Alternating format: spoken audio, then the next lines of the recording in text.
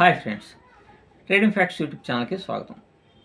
మన యూట్యూబ్ ఛానల్లో యొక్క మెయిన్ కాన్సెప్ట్ అసలు మెయిన్ ఈ మోసపూరితమైనటువంటి ఆలోచనలు ఉన్నటువంటి వాళ్ళ నుంచి కొంతమంది ఒకరినన్నా ఇద్దరినన్నా కాపాడాలి అనేటువంటిది నా మెయిన్ కాన్సెప్ట్. ఆ కోణంలోనే చేస్తూ ఉన్నాను.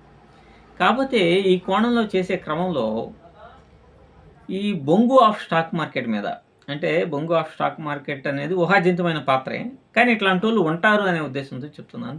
ఈ బొంగు ఆఫ్ స్టాక్ మార్కెట్ మీద కొంచెం ఎక్కువగా వీడియోలు చేయాల్సినటువంటి పరిస్థితి వస్తూ ఉంది. ఇది చాలా బాధాకరం. ఎందుకంటే ఈ మధ్య తను చేస్తున్నటువంటి వీడియోస్ని, షార్ట్స్ని వీటన్నిటిని ఒక నాకు మంచి స్నేహితులు నాకు పంపించి చూసినప్పుడు నిజంగా ఇంత పచ్చిగా అబద్ధాలు కూడా చెప్తారా అని మనకి అనిపిస్తూ ఉందన్నమాట. ఎందుకంటే మీరు ఎప్పుడైనా సరే ఇప్పుడు 1000 కోట్లు అనేటువంటివి స్టాక్ మార్కెట్‌లో కావని మీరు గమనించుకోండి.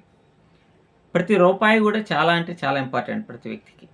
2 రోజులు లాభాలు వచ్చినంత మాత్రాన జబ్బలు చరుచుకుంటే ఇదే వ్యక్తి ఒకే రోజు నైట్ 35 లక్షల రూపాయలు పోగొట్టుకున్నాడు. అసలు ఇతన్ని నమ్మి దాదాపుగా 600 మంది 15 కోట్ల రూపాయల వరకు నష్టపోయారు. సో ఈ విమర్శలు ఇవన్నీ కాదనమాట, వాస్తవంగా ఇంతకుముందు జరిగినటువంటివి. సో కొత్త వాళ్ళు తెలుసుకుంటారనే ఉద్దేశంతోనే నేను చెప్తా ఉన్నాను. ఎవరైనా సరే నిజాయితీగా వ్యాపారం అనేటువంటిది చేసుకోవచ్చు. ఇది లాభం, ఇది నష్టం అని చెప్పి చేసుకోవచ్చు.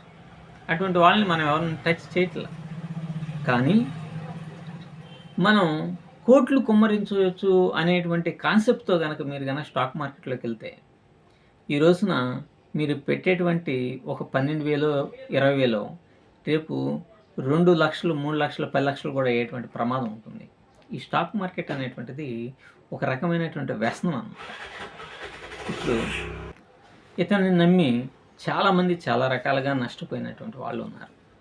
మెయిన్గా నేను చెప్పొచ్చేది ఏంటంటే ఈ బొంగు ఆఫ్ స్టాక్ మార్కెట్ అనేటువంటి క్యారెక్టరు గతంలోనూ ఇండియన్ మార్కెట్ ఉన్నప్పుడు ఇండియన్ మార్కెట్లో తను చేసినటువంటి వ్యాపారాలు, ఎత్తులు, జిత్తులు, కుయుక్తులు ఒకటి అరా కాదనమాట.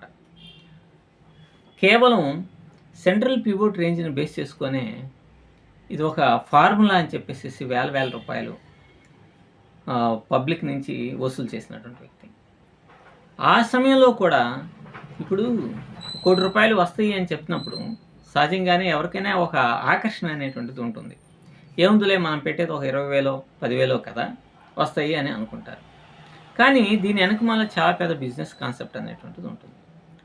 అంటే మంచి సర్వీసెస్ ఇచ్చి నెలకి ఇంత అని మనం వసూలు చేసుకోవడంలో తప్పులేదు. కానీ 2,000 3,000 నెలకి ఫీజులు ఎంత అవకాశం ఉంటే అంతవరకు కలెక్ట్ చేసుకునేటువంటి మైండ్ సెట్ ఈ బొంగు ఆఫ్ స్టాక్ మార్కెట్ లాంటి వ్యక్తికి ఉంటూ ఉంటాయి అన్నమాట. సహజంగానే ఇండియన్ మార్కెట్లో ఎప్పుడైతే లాట్ సైజెస్ని పెంచేసి ఆల్మోస్ట్ ఆల్ ఇతనికి బిజినెస్ అనేటువంటిది జరగనటువంటి సమయంలో మళ్ళీ ఫారెక్స్ మార్కెట్కి బిట్ కాయిన్లోకి వచ్చేసారు. ఈ బిట్ కాయిన్లోకి వచ్చిన తర్వాత కూడా కాపీ ట్రేడ్ అనేటువంటిది ఒక రకంగా కాదనమాట. మీరు గతంలో అతని యొక్క వీడియోస్ మీరు చూడండి, ఆ థంబ్నెయిల్స్ని చూడండి. ఎన్నోసార్లు ఇప్పుడు ఒక స్ట్రాటజీని డెవలప్ చేస్తాడు. ఒక స్ట్రాటజీని డెవలప్ చేసేసి దాన్ని అంటే కాపీ ట్రేడింగ్లో అది దాంట్లో క్యాపిటల్ పెట్టినటువంటి వాళ్ళందరి డబ్బులు పోతాయి. పోయిన వెంటనే దాంట్లో టెక్నికల్ గ్లిచ్ జరిగింది నిస్సిగ్గుగా, అసలు ఎంత డెలిబరేటెడ్గా చెప్తాడంటే ఎదుటివాడు ఏదైనా అనుకుంటాడు అనేటువంటి భావన కూడా లేకుండా, ఇంతకుముందు ఈ స్ట్రాటజీలో టెక్నికల్ గ్లిచ్ వచ్చింది అందుకని చెప్పేసి ఇంకో స్ట్రాటజీ ఇది పర్ఫెక్ట్గా అన్నిటినీ సార్ట్అవుట్ చేసేసి ఒక వండర్ఫుల్ లైఫ్ లాంగ్ బిజినెస్ మామూలుగా దుమ్ము దులిపేస్తామని అంటాడు. రెండోది ఫెయిల్ అవుతుంది. మూడోది ఫెయిల్ అవుతుంది. నేను చెప్పేది అబద్ధం కాదు కదా. తను కనుక వీడియోస్ తీసేయకుండా ప్రైవేట్లో కనుక ఉంచితే చెప్పలేదు. కానీ కావాలంటే మీరు బ్యాక్ వెళ్ళేసేసి ఇటువంటి వ్యక్తుల యొక్క వీడియోస్ని మీరు చూడవచ్చు. అలా ఒక రకంగా కాదు, దాదాపుగా 12 స్ట్రాటజీస్ని చెప్పేసి అన్నిటిలో సర్వనాశనం అయిపోవటం. పాపం ఇతను నమ్ముకొని ఎంతోమంది ఇన్వెస్ట్మెంట్ అనేటువంటి చేసినటువంటి వ్యక్తులు దాదాపుగా అసలు కుటుంబాలే చిన్నాభిన్నం అయిపోయినాయి. చాలా లక్షలాది రూపాయలు కష్టపడి సంపాదించిన లక్షలాది రూపాయలు కూడా నష్టం వాటిల్లిపోయింది. ఎక్కడో ఎఫ్డీలో ఫిక్స్డ్ డిపాజిట్లు ఏమైనా చేసినవి కూడా పోయినాయి. అంతేకాకుండా ఈ రిటైర్డ్ అయినటువంటి వ్యక్తులను కూడా అట్రాక్ట్ చేశాడు.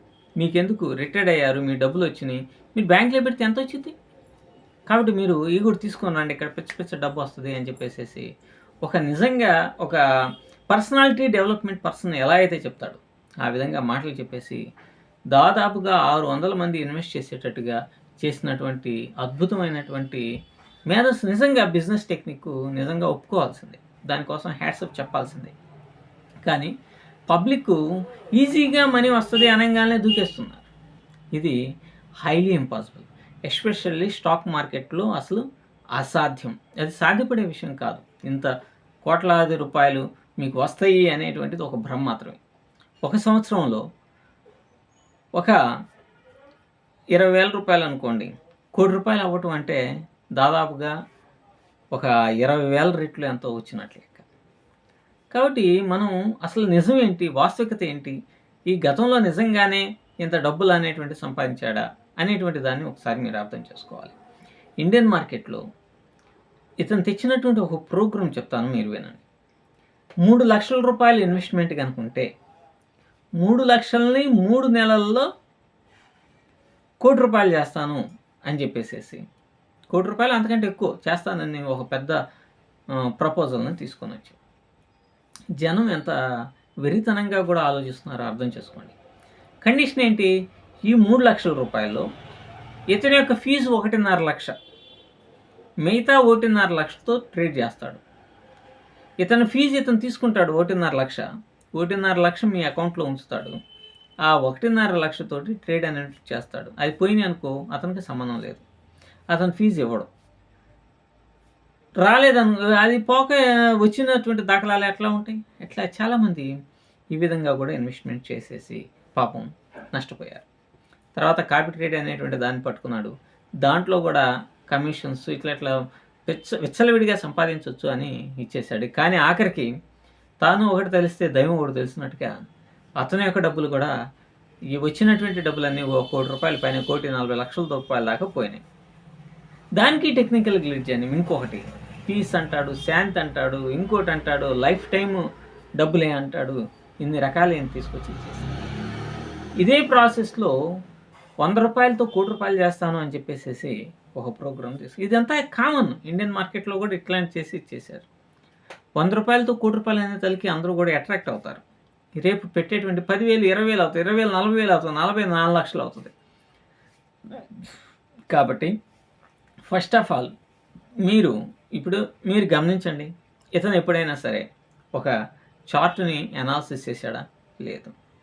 సరే, ఎవరైనా సరే ఈ విధంగా జరుగుతుంది, ఇట్లా జరుగుతుంది అని చెప్పేసి క్యాండిల్స్కి సంబంధించిన సబ్జెక్ట్ ఏమైనా చెప్పాడా, లేదు, ఏం లేదు.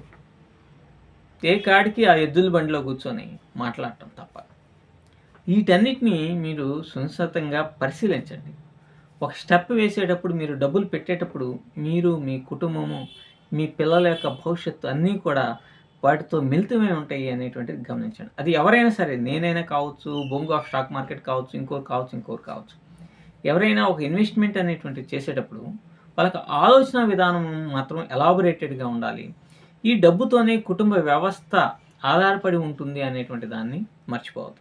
సహజంగా ఇటువంటి వ్యక్తుల యొక్క మాటలకి అట్రాక్ట్ అయ్యేటువంటి వాళ్ళు మిడిల్ క్లాస్ పీపుల్ మాత్రమే. వీళ్ళు ఆర్థికంగా చాలా చిన్నభిన్నంగా ఉంటుంటారు. అందులోనూ ఇతను చెప్పేటువంటి మాటలు ఏముంది, కొద్ది రూపాయలు పడేస్తే ₹1,00,00,000 వస్తాయి కదా అని చాలా టేక్ ఇట్ ఈజీగా చెప్పేటువంటి మాటలు, 1-2 రోజులు వచ్చిన ప్రాఫిట్స్ యొక్క గ్యాంబ్లింగు, ఇవన్నీ కూడా వీళ్ళని అట్రాక్ట్ చేస్తాయి. అందుకని వీళ్ళు ఏం చేస్తారు, ఎక్కడో చాడో 10,000 20,000 ఎక్కడో తీసుకొచ్చేసి ముందు పడేస్తారు. ఇట్లా చాలామంది జీవితాలు చిన్నభిన్నమైనవి. కాబట్టి 10,000 కాదు కదా, కనీసం ₹10 కూడా మీరెవరు ఇన్వెస్ట్ చేయొద్దని నా యొక్క సలహా. నేనే సలహా ఏమి ఇవ్వట్లేదు, నా సలహా అని అనుకోబాకండి. మీరు గతాన్ని పరిశీలించుకొని ఇది వాస్తవం కాదని నేను చెప్పిందని గమనించుకొని మీరు మీ యొక్క డిసిషన్ తీసుకోండి. ఇంతకంటే నేను ఎక్కువగా వీడియోస్ చేయలేను, ఎందుకంటే అతని యొక్క మాటలు అతని ఎబ్బెట్టిగా కనీసం అవగాహన ఎటువాడు ఏమన్నా అనుకుంటాడేమో అనేటువంటి భావన కూడా లేకుండా నిన్నటికి మొన్న